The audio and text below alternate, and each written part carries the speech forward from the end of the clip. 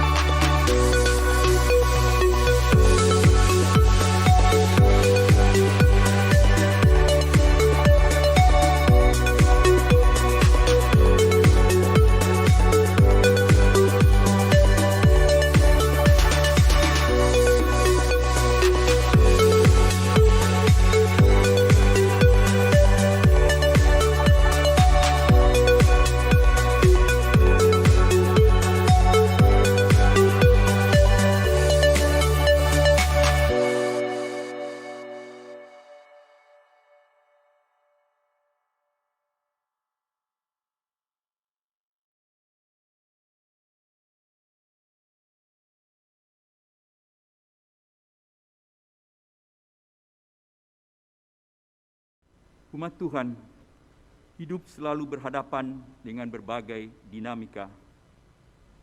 Ada sukacita, ada pergumulan, ada perenungan, ada tindakan, semua berlangsung dalam naungan kasih Tuhan.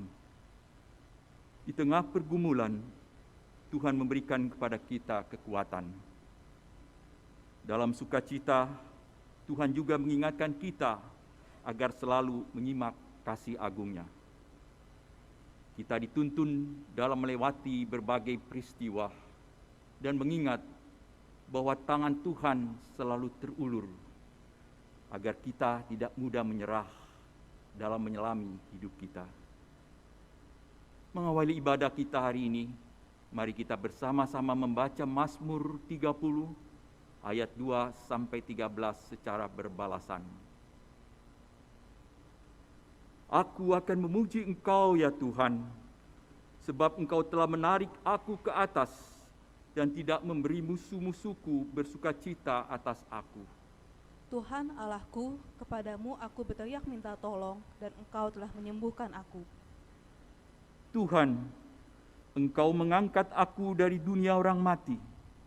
Engkau menghidupkan aku di antara mereka yang turun ke liang kubur. Nyanyikanlah mazmur bagi Tuhan, hai orang-orang yang dikasihinya, dan persembahkanlah syukur kepada namanya yang kudus. Sebab sesaat saja ia murka, tetapi seumur hidup ia murah hati. Sepanjang malam ada tangisan, menjelang pagi terdengar sorak-sorai. Dalam kesenanganku aku berkata, aku takkan goyah untuk selama-lamanya. Tuhan, oleh Engkau berkenan, Engkau telah menempatkan aku di atas gunung yang kokoh. Ketika Engkau menyembunyikan wajah-Mu, aku terkejut. Kepadamu ya Tuhan, aku berseru, dan kepada Tuhanku aku memohon. Apakah untungnya kalau darahku tertumpah, kalau aku turun ke dalam lubang kubur? Dapatkah debu bersyukur kepadamu dan memberitakan kesetiaan-Mu? Dengarlah Tuhan dan kasihanilah aku Tuhan, jadilah penolongku. Aku yang meratap, telah Kau ubah menjadi orang yang menari-nari. Kain kabungku telah Kau buka, pinggangku Kau ikat dengan sukacita. Supaya jiwaku menyanyikan mazmur bagimu dan jangan berdiam diri. Tuhan Allahku, untuk selama-lamanya aku mau menyanyikan syukur bagimu. Umat Tuhan, mari kita berdiri, kita bersama-sama menyanyikan pelengkap Kidung Jemaat 242, bait 1 sampai 2. Seindah siang disinari terang.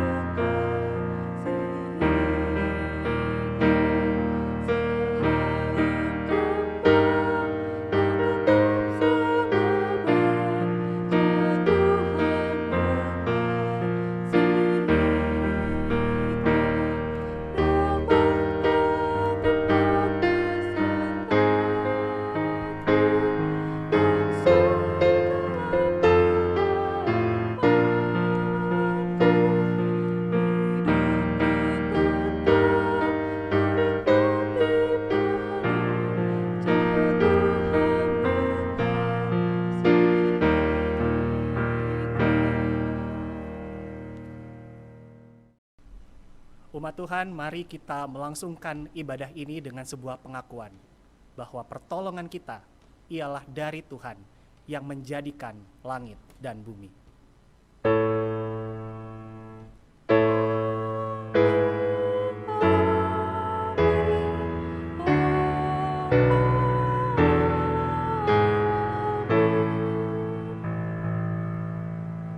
Salam dan damai sejahtera dari Allah Bapa kita dan dari Tuhan Yesus Kristus, serta persekutuan dengan Roh Kudus menyertai saudara sekalian. Dan menyertai saudara juga. Umat Tuhan, silakan duduk. Hidup adalah anugerah.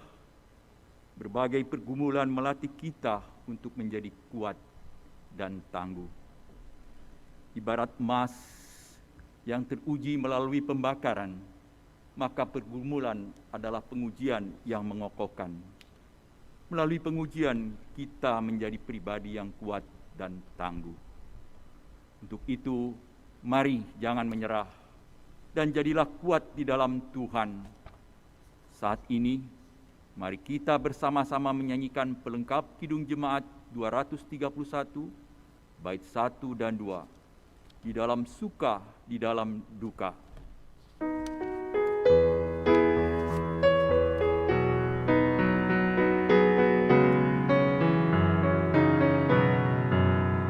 Dalam suka, di dalam duka, Yesus temanku, penghiburku. Hatiku rindu datang padanya, harap kasih dan sayangnya. Bersama Yesus ku takkan bimbang, walaupun badai menerpaku. Aku percaya akan bimbingannya, hidupku damai bersamanya. Tiada yang dapat memimpin aku, hanyalah Yesus pemimpinku. Aku memohon kesediaannya, besertaku selamanya. Bersama Yesus ku takkan bimbang, walaupun badai menerpaku. Aku percaya akan bimbingannya, hidupku damai bersamanya.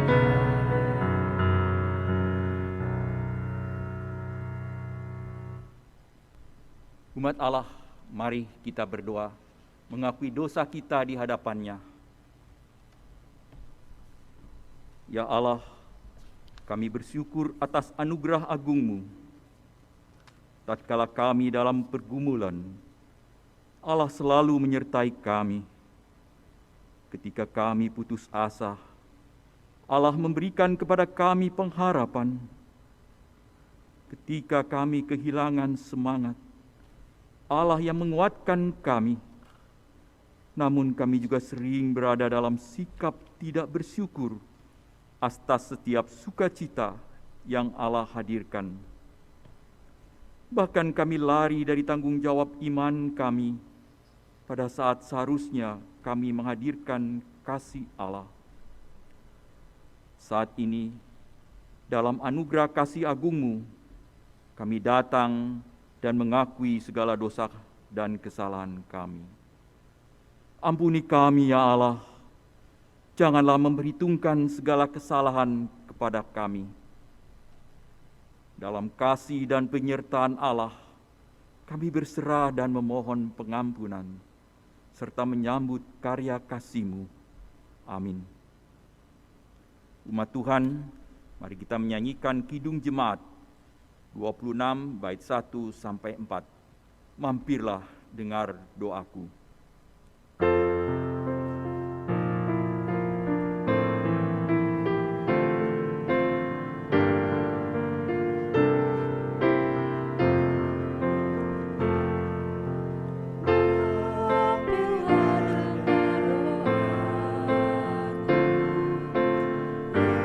Yesus menebus,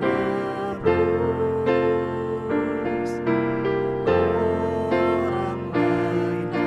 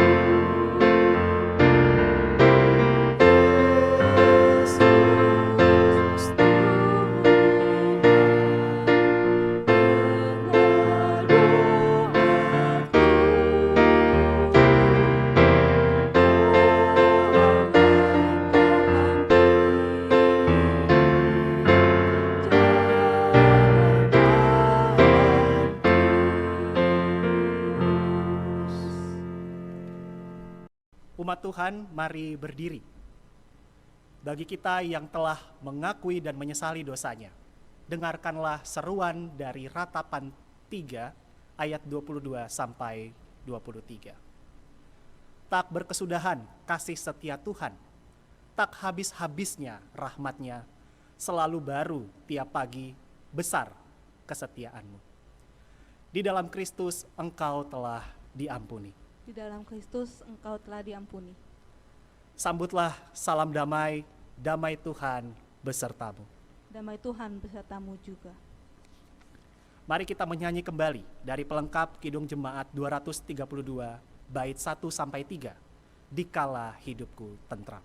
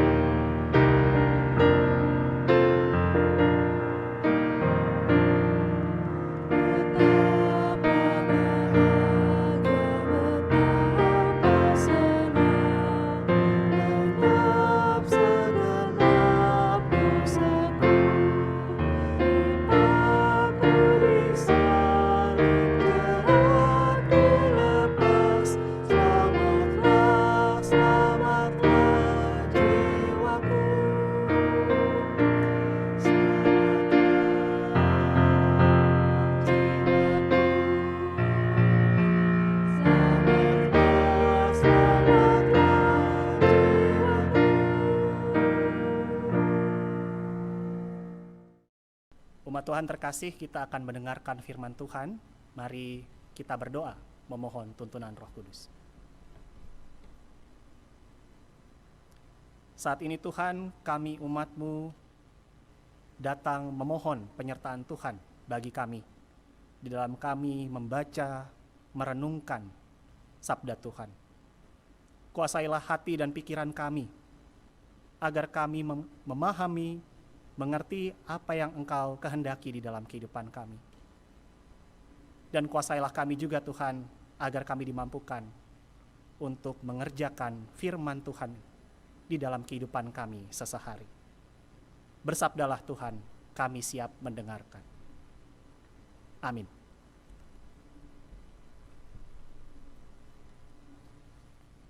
Umat Tuhan, pembacaan firman Tuhan pada hari ini diambil dari Injil Tuhan kita Yesus Kristus menurut Markus pasal 5 ayat 21 sampai 43. Sesudah Yesus menyeberang lagi dengan perahu, orang banyak berbondong-bondong datang lalu mengerumuni Dia. Sedang Ia berada di tepi danau, datanglah seorang kepala rumah ibadat yang bernama Yairus. Ketika ia melihat Yesus, tersungkurlah ia di depan kakinya dan memohon dengan sangat kepadanya, "Anakku perempuan sedang sakit, hampir mati. Datanglah kiranya dan letakkanlah tanganmu atasnya, supaya ia selamat dan tetap hidup." Lalu pergilah Yesus dengan orang itu. Orang banyak berbondong-bondong mengikuti dia dan berdesak-desakan di dekatnya.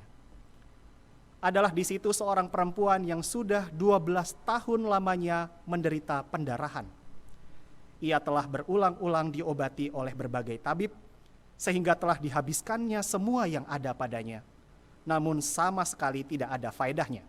Malah sebaliknya, keadaannya makin memburuk. Dia sudah mendengar berita-berita tentang Yesus. Maka di tengah-tengah orang banyak itu, ia mendekati Yesus dari belakang dan menjamah jubahnya. Sebab katanya, asal ku jamah saja jubahnya, aku akan sembuh.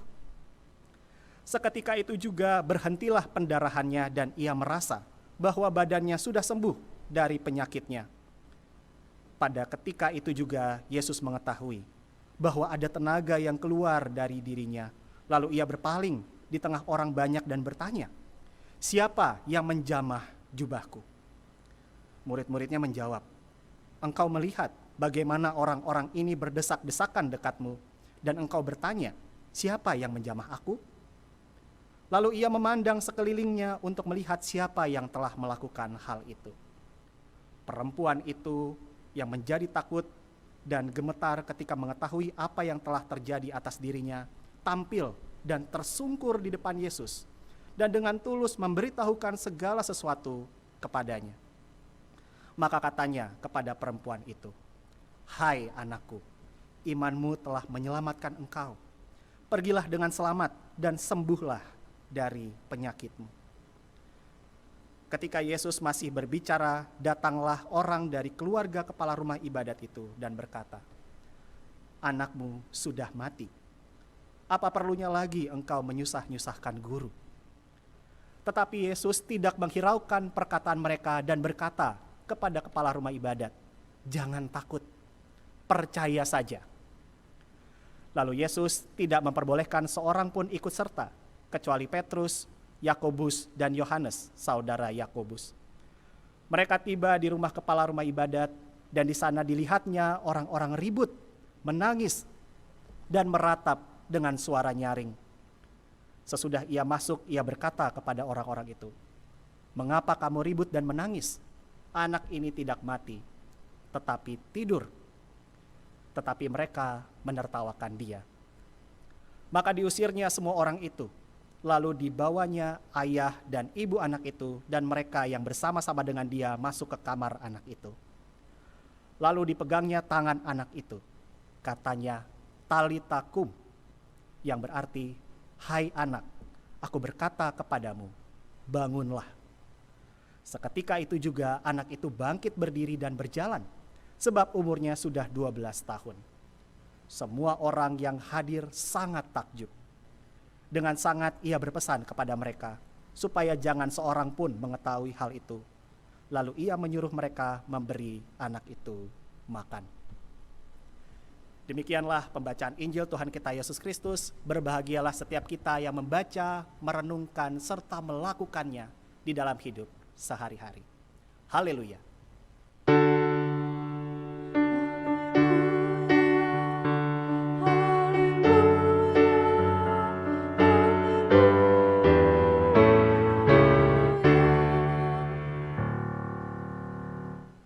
Ibu, bapak, saudara yang dikasihi Tuhan, tentu kita pernah mendengar tentang bahasa kasih.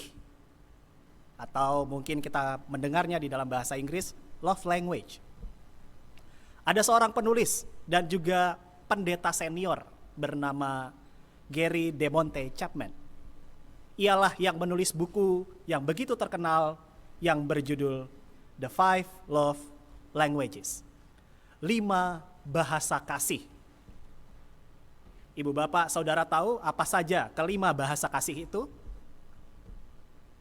Ada pujian atau perkataan, ada waktu berkualitas, quality time, ada hadiah, ada pelayanan, dan ada sentuhan fisik.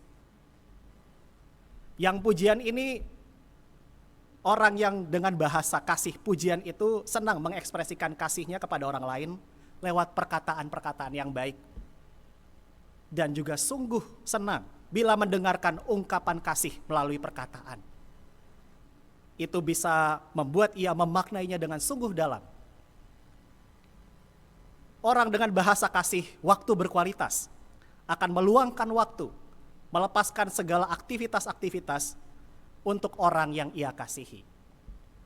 Ini bicara soal kebersamaan yang tidak teralihkan oleh apapun. Yang bahasa kasihnya hadiah, tentu saja yang senang memberi, atau bisa juga senang diberi hadiah. Yang bahasa kasihnya pelayanan, ia senang membantu orang yang membutuhkan pertolongan. Yang bahasa kasihnya sentuhan fisik, ia senang mengekspresikan kasihnya lewat sentuhan, misalnya jabat tangan, tos, rangkulan, pelukan. Dan ia juga akan sangat senang jika ada orang yang mau menunjukkan sentuhan kasih kepadanya dengan tulus. Ibu bapak, saudara terkasih, bagi kita yang mau belajar lebih dalam tentang bahasa kasih ini, tentu buku dari Gary Chapman ini sudah ada terjemahannya dalam bahasa Indonesia, kita bisa mengaksesnya di toko-toko buku. Namun saya mau mengajak kita untuk fokus pada satu bahasa kasih, yaitu sentuhan. Bicara soal sentuhan, ini bahasa kasih yang saat ini di lingkungan kita, pada saat ini, justru sengaja dikurangi, tapi itu demi kebaikan banyak orang. Sentuhan yang biasanya menjadi ekspresi kasih, kini justru menjadi ancaman. Justru menahan diri dari menyentuh adalah ekspresi kasih bagi banyak orang yang relevan saat ini. Saya mengingat betul pengalaman Natal keluarga tahun 2020 yang lalu, Natal yang sungguh berbeda karena orangnya tidak banyak, hanya keluarga yang menyambut di rumah dan juga orang-orang terdekat, saudara-saudara terdekat yang bisa datang. Biasanya kami merayakan Natal itu di rumah tante begitu, kami merayakan kurang lebih 30 orang. Kemarin kurang dari 10 orang, gitu ya. Biasanya kalau kami berjumpa, lama tidak berjumpa satu dengan yang lain, kalau berjumpa itu rasanya senang sekali. Kami biasa menyampaikan bahasa kasih seperti pelukan, cium pipi. Ketika kami beribadah bersama, kami berdoa dengan pegangan tangan. Namun itu semua tidak terjadi pada Natalan 2020 yang lalu. Karena kita hidup di tengah pandemi. Saya punya sepupu, beliau seorang dokter. Ketika ada saudara yang datang ke rumah begitu ya, ia tidak menyambut dengan pelukan, cium pipi, lalu juga pegangan tangan begitu ya, sentuhan-sentuhan fisik yang ada di situ. Ia langsung menyambut halo, langsung ya mandi ya, bawa baju kan, bawa gitu ya. Tidak ada sentuhan fisik. Sungguh terasa berbeda pada saat itu. Namun ibu bapak saudara, dalam perenungan firman Tuhan pada saat ini, kita menemukan kisah tentang sentuhan yang tidak mengancam. Sentuhan yang justru membawa pemulihan, bahkan keselamatan. Sentuhan yang tampak biasa, sederhana, sebagaimana orang menunjukkan bahasa kasihnya kepada orang lain. Tetapi sentuhan yang biasa itu menunjukkan kuasa yang besar. Sentuhan dari Tuhan, sentuhan Allah. Dan ini nyata dalam kesaksian firman Tuhan yang tadi kita telah baca bersama-sama. Pengalaman sentuhan dengan Tuhan ini dialami oleh anak perempuan Yairus dan seorang yang sakit pendarahan. Namun untuk mengalami sentuhan dengan Tuhan ini, jalannya tidak mudah. Ada kisah yang begitu pelik. Dan kiranya pada saat ini kita dapat belajar dari kisah sentuhan Allah di dalam menjalani kehidupan saat ini yang Tuhan anugerahkan bagi kita. Secara khusus di masa-masa yang tidak mudah dan tidak menentu. Adalah seorang bernama Yairus, seorang kepala rumah ibadah Yahudi yang dihormati oleh umat-umat di sekitarnya. Ia mempunyai seorang anak perempuan yang saat itu kondisinya sakit. Situasinya genting. Ia tidak hanya sakit, tetapi ia sekarat. Namun karena kasihnya kepada anak perempuannya ini, Yairus, seorang ayah, rela mencari orang yang ia percaya dapat menyembuhkan anaknya.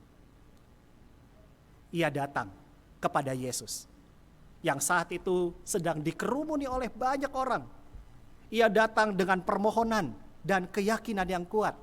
Katanya, datanglah kiranya dan letakkanlah tanganmu atasnya, supaya ia selamat dan tetap hidup. Yesus pun akhirnya datang bersama-sama dengan Yairus ke rumahnya.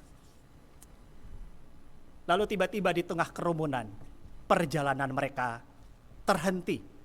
Ada kisah baru lagi, kisah yang berbeda. Seorang yang juga membutuhkan pertolongan. Seorang perempuan yang sakit pendarahan sudah sangat lama, 12 tahun. Kalau ibu bapak, saudara-saudara punya anak begitu ya, atau mungkin ada kaum muda atau anak-anak yang hadir di dalam ibadah pada saat ini, bayangkan anak kita dari SD kelas 1 sampai sudah SMA kelas 3, kelas 12 tahun. Selama itu ia berobat dan tidak kunjung sembuh. Bahkan sampai seluruh hartanya habis untuk pengobatannya itu. Tetapi kesembuhan yang diharapkannya sama sekali tidak muncul. Malah kondisinya semakin memburuk. Ia mendengar seorang bernama Yesus yang punya kuasa menyembuhkan orang sakit ada di dekatnya. Ia memberanikan diri untuk menyentuh jubah Yesus. Pikirnya, asal ku sentuh saja jubahnya, aku akan sembuh. Di sini mukjizat Tuhan terjadi lebih awal. Sentuhan Yesus membawa kesembuhan bagi perempuan yang saat itu sakit pendarahan. Kata Yesus kepadanya, "Hai anakku, imanmu telah menyelamatkan engkau." Ibu bapak saudara terkasih, kita tentu lega mendengarkan kisah perempuan yang sembuh dari sakit pendarahan selama 12 tahun. Namun kalau kita membaca berita ini dengan saksama, menurut ibu bapak saudara sekalian, bagaimana perasaan Yairus pada saat itu? Bayangkan apa yang dipikirkan Yairus pada saat itu. Anaknya sekarat. Anaknya butuh pertolongan secepat mungkin. Lalu ada kisah baru, ada interupsi, ada penundaan. Bagaimana perasaan Yairus, suasana hati Yairus pada saat itu? Mungkin dalam hatinya ia berkata, "Tuhan, kenapa lama sekali? Ayo cepat, anak saya butuh pertolongan." Padahal Tuhannya ada di sebelahnya begitu ya. Waktu terbuang karena interupsi kisah dari perempuan yang sakit pendarahan ini. Dan benar saja, belum selesai Yesus berbicara kepada perempuan itu, keluarga Yairus datang memberi kabar bahwa putrinya sudah meninggal. Bagaimana kalau kita memposisikan diri menjadi Yairus di dalam kisah ini? Teks kita mungkin tidak menjelaskan bagaimana perasaan Yairus pada saat itu. Namun mari kita membayangkan. Saya membayangkan perasaan Yairus mungkin antara marah, geram, tetapi lebih daripada itu, hatinya hancur. Ia begitu terluka karena putri yang dikasihinya berpulang. Perasaan cemas dan takut dari Yairus di awal itu beralih menjadi kenyataan bahwa putrinya tak lagi hidup di sisinya.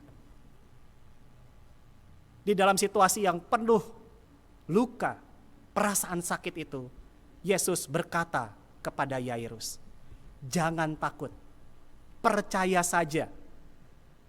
Ini tentu tidak mudah bagi Yairus. Ia tahu memang Yesus dikenal dapat menyembuhkan orang sakit, melakukan beberapa mukjizat.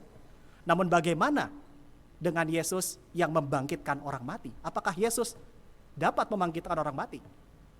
Di dalam kisah ini, kita jika membaca teks-teks sebelum Markus 5 ini, kita belum menemukan Yesus membangkitkan orang mati.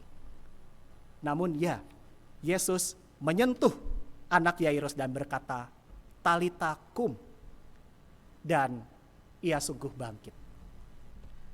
Ibu bapak saudara terkasih, keyakinan kedua orang ini yang tidak menyerah pada kehidupan dan situasi sulit inilah yang mengantarkan mereka pada pengalaman sentuhan Allah. Kedua orang ini, Yairus dan juga seorang perempuan yang sakit pendarahan, yakin bahwa sentuhan Yesus akan membawa pemulihan yang mereka harapkan. Dan benar, anak Yairus hidup dan perempuan yang sakit pendarahan itu pulih. Ibu bapak saudara yang dikasihi Tuhan, kisah ini adalah satu dari serangkaian kisah-kisah yang sebenarnya ingin menunjukkan satu hal, bahwa Yesus sungguh-sungguh anak Allah. Ia punya kuasa Allah, berkuasa membuat mukjizat dan menyembuhkan orang sakit. Namun, ia datang bukan untuk sekadar menyembuhkan orang sakit. Ia datang bukan untuk sekadar mengusir roh jahat. Ia datang bukan untuk sekadar membangkitkan orang mati dan membuat mukjizat-mukjizat lain. Ia datang untuk memberitakan kabar keselamatan. Dan bicara soal selamat, kita melihat bahwa kata selamat ini beberapa kali disebutkan dalam bacaan kita. Saya mengajak kita untuk melihat ayat 23 yang tadi telah kita baca. Kita menemukan kalimat, "Letakkanlah tanganmu atasnya supaya ia selamat." Lalu pada ayat 34 kita menemukan penggalan kalimat, "Imanmu telah menyelamatkan engkau." Dan saya juga mau mengajak kita untuk melihat ayat 28. "Asal ku jamah saja jubahnya, aku akan sembuh." Di mana kata selamatnya? Kata sembuh ini sesungguhnya dalam bahasa Yunaninya sama dengan kata selamat. Akar katanya sozo, supaya kita belajar ya ibu bapak saudara terkasih. Dari kata sozo ini, aku menyelamatkan itu, kita mengenal kata soter, juru selamat, atau soteria. Mungkin ibu bapak saudara sekalian pernah mendengar istilah soteria, keselamatan. Kata sozo ini penggunaannya dalam Alkitab artinya ada dua. Yang satu sifatnya universal, biasa, artinya selamat dalam artian aman dari bahaya, pulih atau sembuh bagi orang yang sakit. Namun yang satu lagi bicara soal keselamatan dari Allah di dalam perjanjian lama dan dalam perjanjian baru, keselamatan di dalam Kristus. Kedua arti ini, baik keselamatan dalam artian sembuh dan juga keselamatan dari Allah di dalam Kristus, bisa kita maknai bersama-sama di dalam kisah Yairus dan juga seorang yang sakit pendarahan. Sentuhan Yesus memulihkan mereka dari rasa sakit, sekaligus mengantarkan mereka pada keselamatan di dalam Kristus. Dan keselamatan Kristus itu bagi saya tidak hanya dalam kehidupan yang kelak di sana, artinya kita meyakini bahwa ada kehidupan yang akan datang kelak dan di sana, tetapi juga keselamatan yang kini dan di sini, pada saat ini, pada masa ini, di dunia ini. Yairus diselamatkan dari hidup yang terkungkung di dalam status sosial dan keagamaannya. Ia lepaskan semuanya itu dengan tersungkur di hadapan Tuhan, memohon pertolongan Tuhan. Mari kita cermati bersama-sama. Yairus ini adalah seorang kepala rumah ibadat Yahudi. Ia sekelompok dengan orang-orang Farisi yang kalau kita baca pada bagian Alkitab sebelumnya, sebelum Markus 5 ini, mereka berencana untuk membunuh Yesus. Tapi di sini Yairus berbeda dan percaya pada kuasa Yesus lewat sentuhannya. Dan Yairus diselamatkan dari hidup yang dikuasai kekhawatiran dan juga ketakutan. Perempuan yang sakit pendarahan itu juga diselamatkan dari keterasingan karena identitasnya sebagai seorang yang dianggap najis dan label sebagai orang berdosa. Kita mengingat di dalam perjanjian lama, soal kenajisan itu ditujukan kepada mereka yang sakit, apalagi sakit pendarahan dianggap najis pada masa itu. Dan lagi kita juga mengingat soal label keberdosaan yang biasanya ditujukan kepada orang-orang yang sakit berkepanjangan pada masa itu. Makanya kita juga pernah membaca di dalam Alkitab kita ketika ada seorang sakit yang begitu lama, apa salahnya dan apa dosa keluarganya. Seakan-akan ada label bahwa orang sakit lama itu ia berdosa. Ia dipulihkan.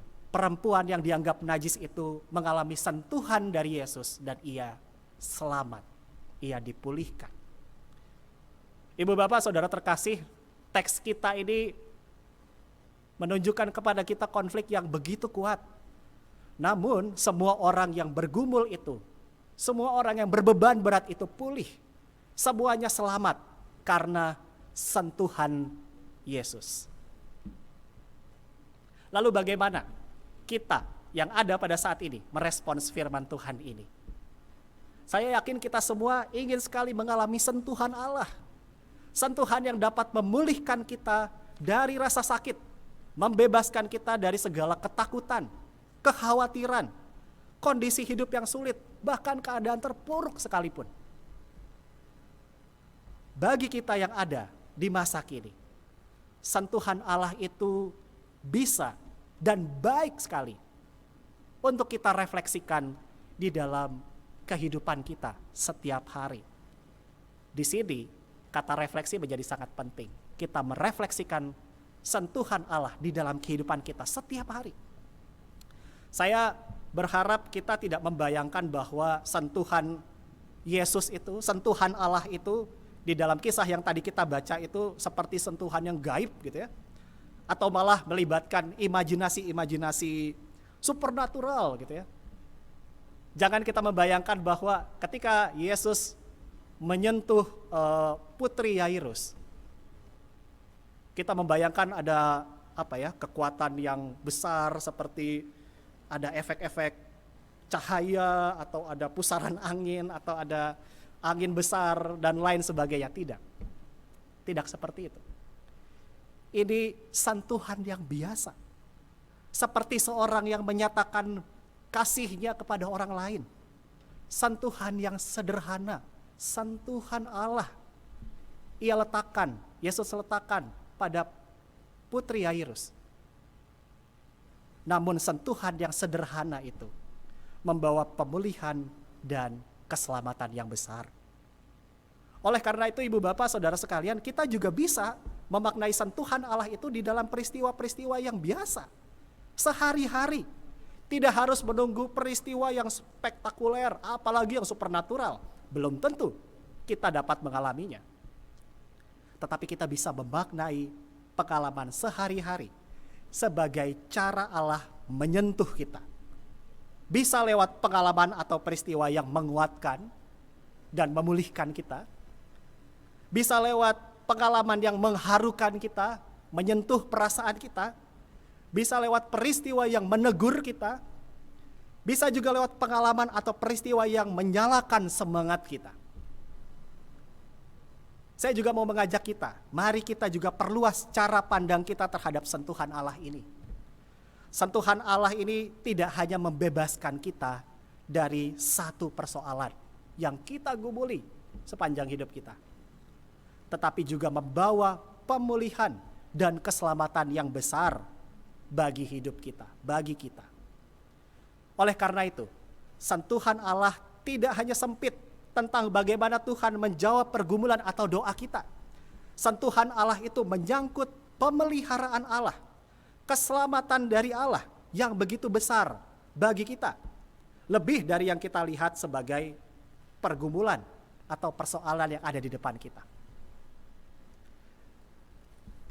Namun, bagi kita, untuk bisa merefleksikan sentuhan dari Tuhan, sentuhan Allah itu, dibutuhkan relasi yang dekat dengan Tuhan.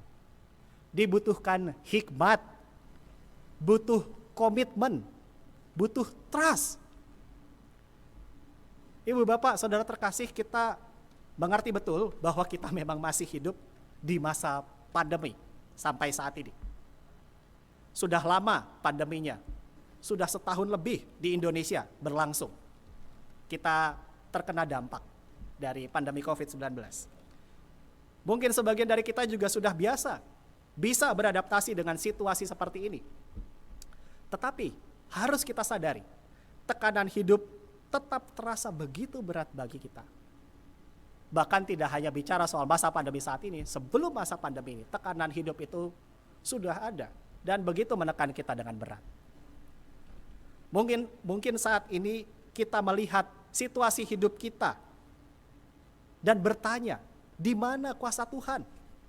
Di mana sentuhan dari Tuhan itu? Mungkin di antara kita ada yang juga bertanya, mengapa Tuhan bertindak lambat?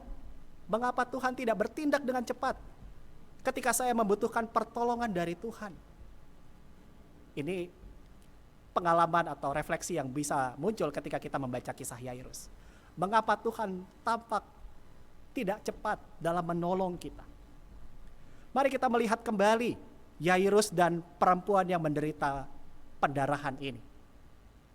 Perempuan yang sakit pendarahan itu menanti 12 tahun baru ia berjumpa dengan Yesus dan mengalami sentuhan Allah.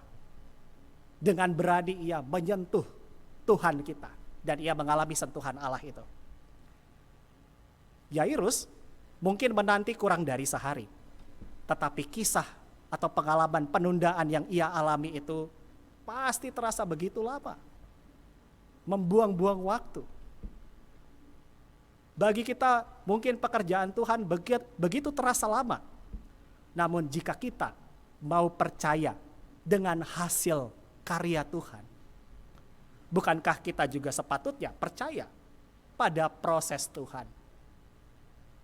Jika kita percaya, menaruh iman kita pada hasil karya Tuhan, bukankah kita juga sepatutnya percaya, menaruh iman kita pada proses Tuhan? Bukankah itu yang dikatakan Tuhan kepada Yairus? Jangan takut, percaya saja. Saat itu situasinya Yairus sedang betul-betul terluka. Maka kiranya kita belajar, janganlah kiranya ketakutan malah membuat kita tidak percaya. Mari kita belajar mengolah rasa takut kita, agar kita meski takut, kita tetap percaya pada Tuhan. Kita tetap memandang Tuhan dan menantikan pertolongan Tuhan. Ibu, Bapak, Saudara terkasih, tema kita pada hari ini adalah jangan menyerah meski tak mudah. Memang tidak mudah untuk menjalani kehidupan dengan tetap percaya pada Tuhan. Namun kiranya kita belajar dari Yairus dan perempuan yang sakit perdarahan itu. Mereka tidak menyerah. Tidak menyerah terhadap apa? Mereka tidak menyerah pada situasi hidup yang begitu menekan berat. Justru di dalam ketakutan dan keterpurukan mereka datang kepada Kristus dan memohon pertolongan. Kisah pemulihan anak Yairus dan seorang yang sakit pendarahan ini juga membuktikan bahwa Tuhan sendiri tidak menyerah terhadap mereka. Keduanya dalam situasi yang hampir tidak mungkin ditolong. Yang satu sudah mati, yang satu lagi sudah sakit begitu lama. Mungkin orang-orang akan mengatakan, ya sudah, terima saja, anakmu sudah berpulang. Atau kepada orang yang sakit pendarahan itu, mereka katakan, terimalah, penyakitmu memang tidak bisa sembuh. 12 tahun. Tapi keselamatan dari Tuhan dinyatakan kepada mereka. Keselamatan dari Tuhan membuat mereka pulih. Maka kita pun saat ini dipanggil untuk tidak menyerah pada kuasa Tuhan. Mari kita tetap berserah dan nantikan Tuhan dengan setia dan tekun. Percayalah, di dalam proses Tuhan, di dalam anugerah Tuhan, kita mengalami sentuhan kasih-Nya di dalam kehidupan kita. Dan bagi kita saat ini, saya mengundang kita untuk tidak hanya menantikan pertolongan Tuhan bagi setiap kita, tetapi kita juga mari mendoakan sesama kita, umat Tuhan yang saat ini mengalami pergumulan, yang saat ini di dalam situasi sulit. Berdoalah kepada Tuhan, kiranya kita semua dapat terus merefleksikan sentuhan Allah di dalam kehidupan kita setiap hari. Selamat mengalami sentuhan Allah di dalam kehidupan kita. Jangan menyerah, tetapi percayalah pada Tuhan. Tuhan memberkati kita. Amin.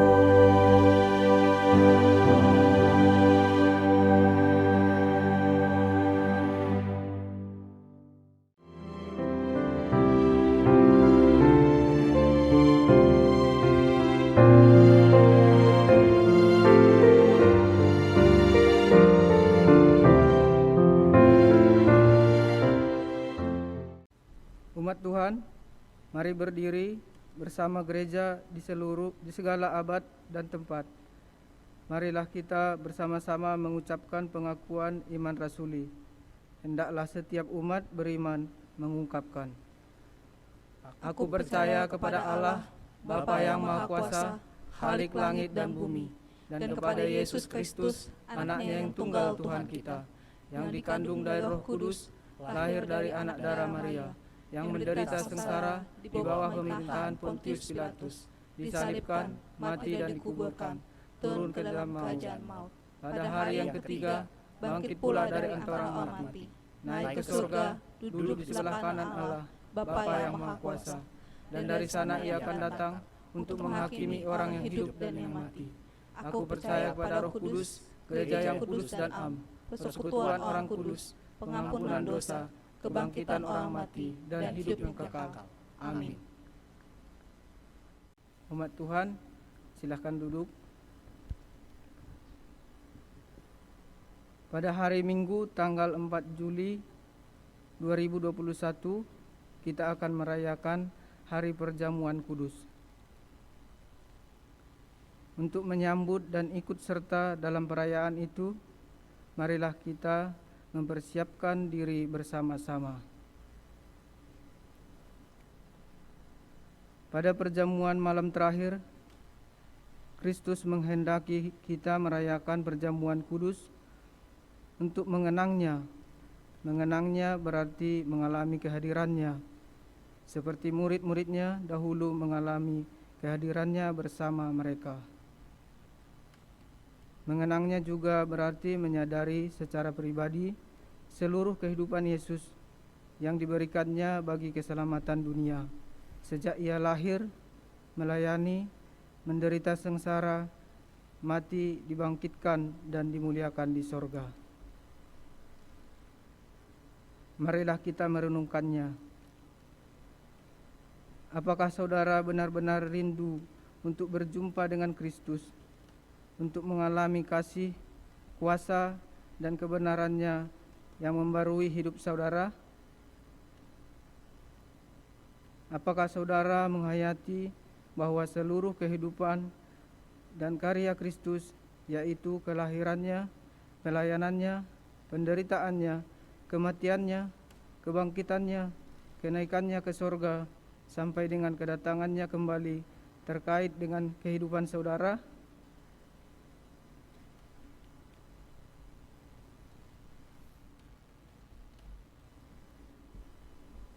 Pada perjamuan malam terakhir, ketika Yesus memecahkan roti dan mengangkat cawan, Ia membagikan tubuh dan darahnya sendiri kepada murid-muridnya. Menerima tubuh dan darahnya berarti dipersatukan dengan Kristus, sehingga Ia menjadi kepala dan kita tubuhnya. Menerima tubuh dan darahnya berarti dipersatukan dengan semua orang yang menerimanya, juga menjadi satu tubuh dan satu roh.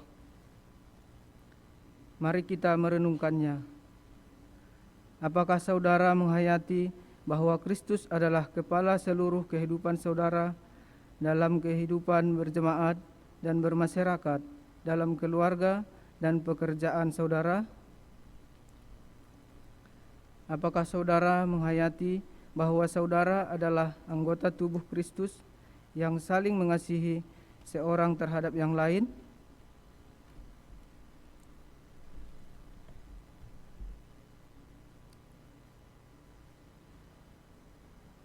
Ketika kita bersatu dengan Kristus, roti hidup yang dipecah-pecahkan bagi dunia itu, kita pun dipersatukan dalam kematian dan kebangkitan Kristus. Dipersatukan dengan Kristus berarti diutus untuk mengosongkan dan menyangkal diri, memikul salib dan mengikut Yesus. Dipersatukan dengan Kristus berarti diutus untuk memberi hidup kita demi keselamatan dunia. Mari kita merenungkannya. Apakah saudara persekutuan dengan Kristus, saudara mau berkurban dan menjadi berkat bagi sesama saudara? Apakah saudara menyadari bahwa anggota tubuh Kristus di tengah dunia, saudara menjadi mata dan telinga bagi Kristus yang melihat dan mendengarkan, serta peduli terhadap kebutuhan dan masalah sesama saudara? Sudahkah saudara menjadi mulut bagi Kristus yang menyuarakan kebenaran dan kemuliaan dalam lingkungan saudara? Sudahkah saudara menjadi tangan bagi Kristus yang berkarya memperjuangkan damai sejahtera di muka bumi?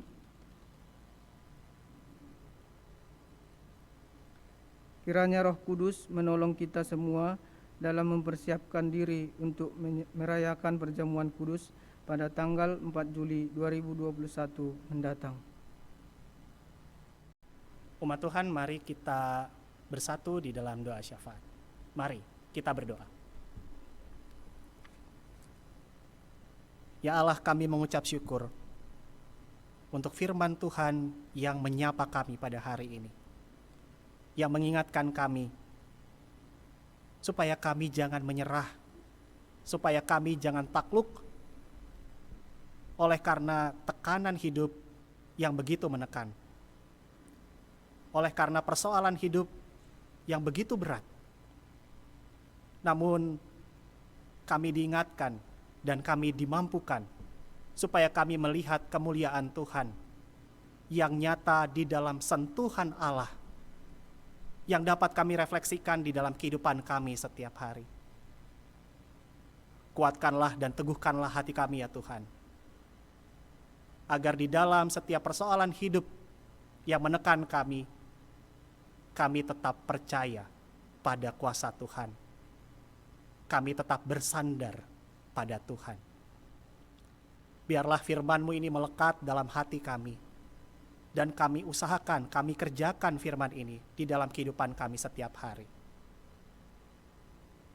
Kami mengucap syukur Tuhan, untuk pertolongan Tuhan, untuk berkat Tuhan sepanjang hidup kami, yang Tuhan anugerahkan lewat begitu banyak hal, bahkan di dalam hal-hal yang kecil dan sederhana. Melaluinya kami melihat kemuliaan Tuhan, kebesaran Tuhan. Kami merasakan pemeliharaan Tuhan. Mampukanlah kami Tuhan untuk tetap melihat bagaimana Tuhan memelihara kami. Tuhan senantiasa memberkati kami bahkan di masa-masa sulit seperti saat ini.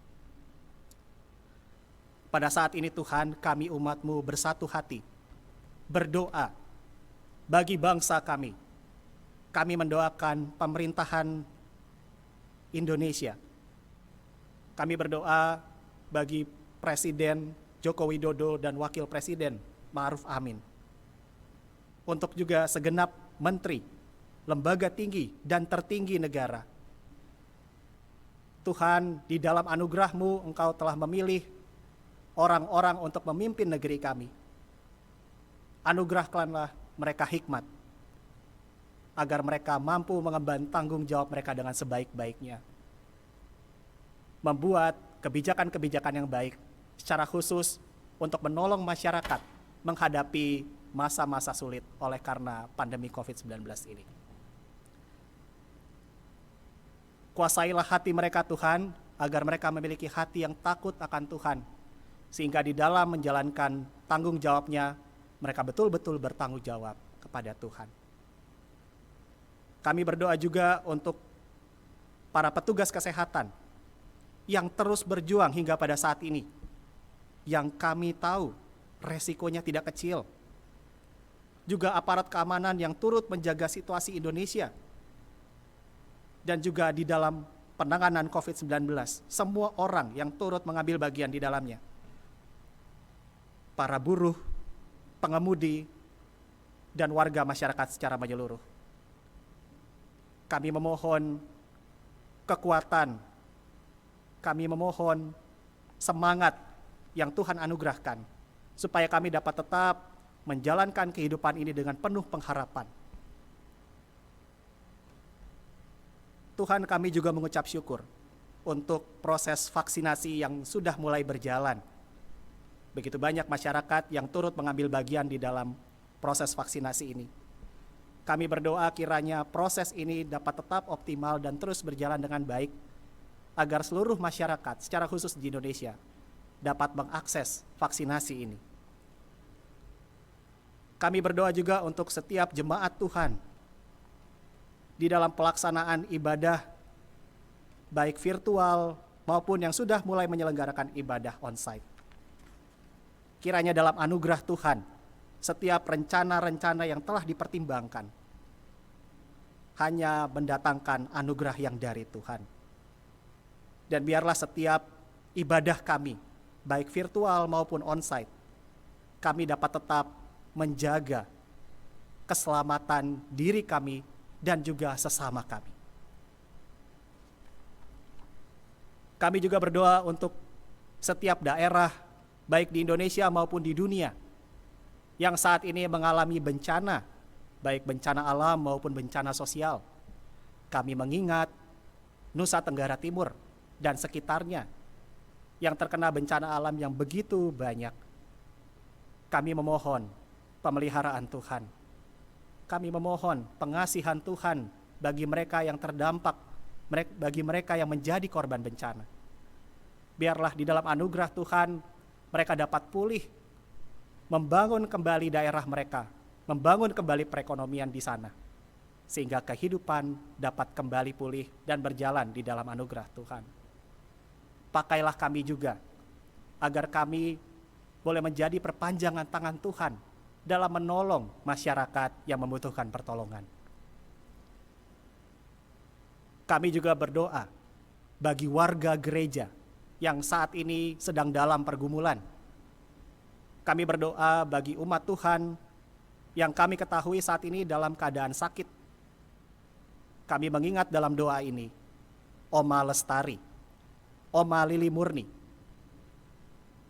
Opa John Setsine, Oma Ana, Ibu Linda Sumantri, Oma Evi Wahyudi, Oma Wawi, Ibu Dindiana, Oma Johani Hendro, Bapak Angkus Tambunan, Ibu Aisani Parman, Bapak Umartono, Oma Yap, Bapak Antoni, Ibu Irma, dan setiap saudara atau sahabat kami yang kami ingat di dalam doa ini.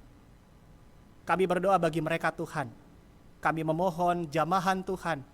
Kami memohon pemulihan yang datang hanya dari Tuhan, yang memampukan mereka untuk tetap menjalani kehidupan ini dengan penuh pengharapan, bahkan ketika saat ini mereka dalam kondisi yang tidak baik. Kiranya di dalam anugerah Tuhan, mereka tetap mengingat bahwa setiap pergumulan, setiap sakit yang mereka derita, itu semua tidak mampu memisahkan mereka dari cinta kasih Tuhan. Kami berdoa untuk proses pemulihan yang berlangsung, baik tindakan medis maupun perawatan dari pihak keluarga. Kiranya itu semua boleh mendatangkan pemulihan yang kami percaya hanya datang dari Tuhan. Kami berdoa untuk pembangunan gedung GKI Muara Karang.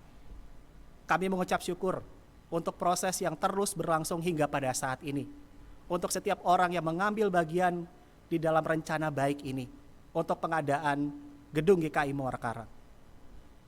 Kami menyerahkan seluruh prosesnya ke dalam kuasa Tuhan.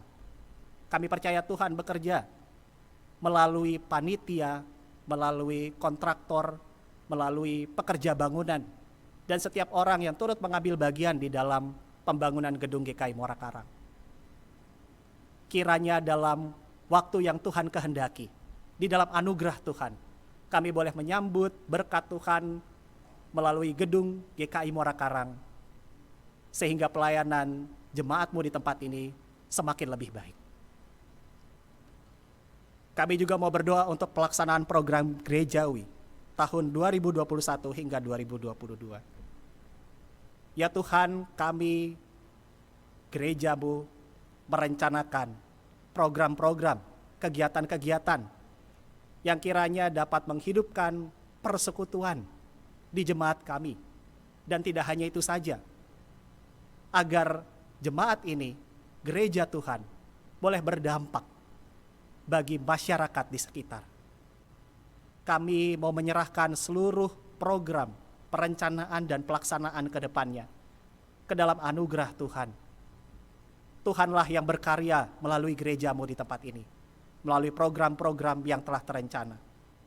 Kami percaya, kami melakukan setiap pelayanan hanya oleh karena anugerah Tuhan. Mampukanlah kami Tuhan, sebagai umat Tuhan, untuk dapat berpartisipasi secara aktif di dalam setiap program-program ini. Inilah syafaat kami Tuhan. Kami alaskan doa ini di dalam satu nama, Tuhan kami, Yesus Kristus. Amin. Umat Tuhan, Dengan penuh sukacita, mari kita bawa persembahan kepada Allah. Simaklah firman Tuhan dari surat Paulus kepada jemaat di Korintus, yaitu 2 Korintus 8 ayat 11 sampai 14 yang berbunyi demikian.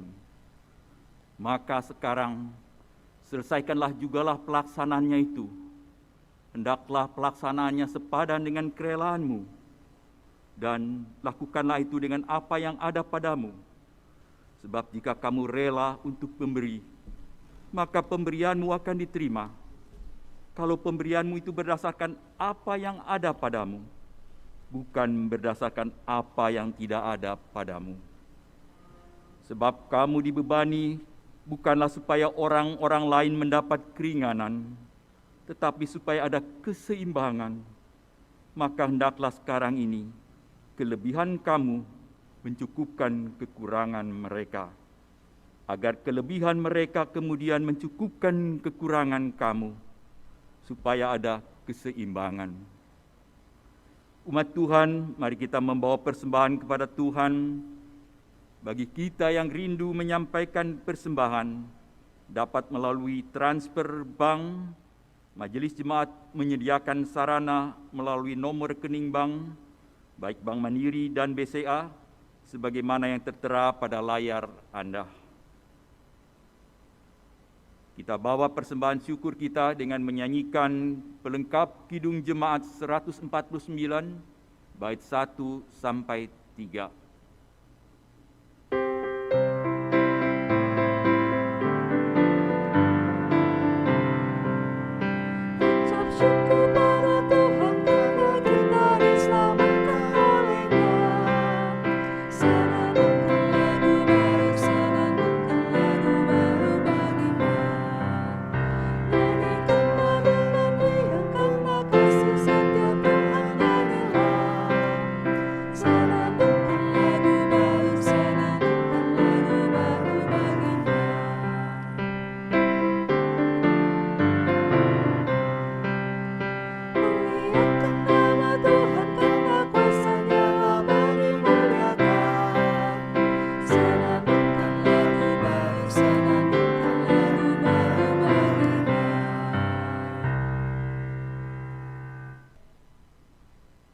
Umat Tuhan, mari kita bangkit berdiri, kita membawa persembahan syukur ini kepada Tuhan. Ya Allah, kami membawa persembahan ini, sambutlah dalam kemuliaan-Mu. Kiranya persembahan ini menjadi simbol syukur kami atas seluruh karya kasih yang Allah hadirkan bagi kami. Terima kasih atas segala hal yang telah Allah berikan dan hadirkan bagi kami. Dalam Kristus kami membawa persembahan ini. Amin.